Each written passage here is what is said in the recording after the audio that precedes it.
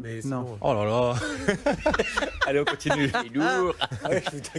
Loïc nous écrit également, toujours sur notre site bfmbusiness.com, à propos du Pinel. Tiens, sa fille de 20 ans risque de venir vivre en région parisienne après ses études. Et du coup, Loïc s'interroge sur l'opportunité d'acheter un bien locatif en Pinel pour le louer à sa fille à tarif préférentiel tout en profitant de l'avantage fiscal du Pinel. Il vous demande si c'est possible, si c'est aussi une bonne idée, Stéphane. Alors, aborder cette question, je le ferai de deux façons. D'abord, je pense que Loïc ça a dû se faire peur, comme beaucoup d'investisseurs et de professionnels, d'ailleurs, à propos de la loi de finances, et en tout cas de l'approche de Joël Giraud, qui, de mémoire, est le rapporteur général de la Commission des finances, qui, il y a un mois et demi, avait soumis l'idée de stopper la possibilité, dans le cadre de la loi Pinel, de louer à ses ascendants et ses descendants. Ça a été Devant la levée de bouclier, tout ça a été abandonné, je crois, il y a un mois ou un petit peu moins d'un mois. Donc mais ça a pu inquiéter un peu les gens qui avaient ce type de projet. Alors maintenant, je vais vous donner mon point de vue et le point de vue de Net Investissement, parce que là, c'est important. C'est notre façon de fonctionner.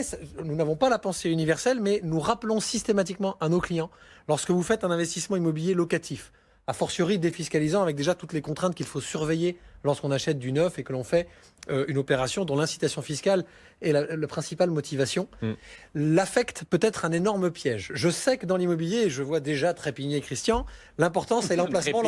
Mais j'allais vous parler effectivement du problème de mêler un investissement avec l'affect. L'emplacement, oui. Mais attention, lorsque l'on fait du locatif, et a fortiori en loi de défiscalisation, l'emplacement ne doit plus être un emplacement affect qui nous plaît, mais un emplacement qui doit être le plus abouti par rapport à un potentiel locataire et un potentiel acquéreur. Donc, pardon de prendre cet adage-là, mais le beurre et l'argent du beurre, typiquement, il faut éviter de le faire. Parce que je peux vous donner, en 15 ans d'expérience, une multitude d'histoires familiales où on avait prévu d'acheter un produit livré 18 mois plus tard, avec un certain nombre d'équipements, d'aménagements, donc de surcoûts, qui avaient été aménagés pour la petite, ou pour la grand-mère, etc., et qui finalement n'ont passé que 2 ans dans l'appartement avant de prendre leurs envols vers une maison de retraite ou vers des études à l'international. Ce qui arrive très très souvent sur une cible de clients qui veut défiscaliser, il faut le dire. Donc attention, ce piège-là, restez très précis, et le mieux est peut-être de faire d'un côté une opération patrimoniale et de l'autre côté de loger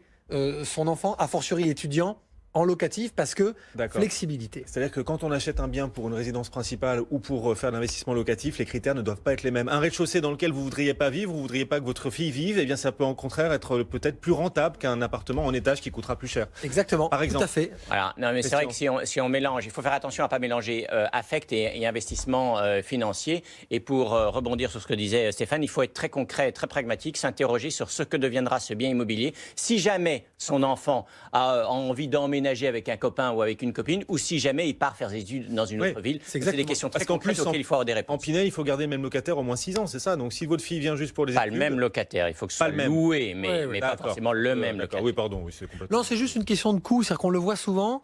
Vous avez aujourd'hui des gens qui veulent absolument aménager leur appartement en location Pinel. Leur goût n'est pas un goût universel, donc soyez le plus large possible dans vos choix d'équipement pour attirer le maximum de locataires différents. Merci à tous les deux d'être venus répondre aux questions de nos auditeurs et téléspectateurs. Bravo, belle performance. Christian Fontaine, le magazine Le Revenu qu'on retrouvera en 2019 en pleine forme, 1 an de plus, et Stéphane Van Nuffel qui aura aussi lui 1 an de plus, mais ça ne se voit pas. Mais bien sûr, c'est de l'expérience en plus. En janvier, on aura le même âge. Ah non, mais oui. Elle n'est pas venue pour rien, dites donc.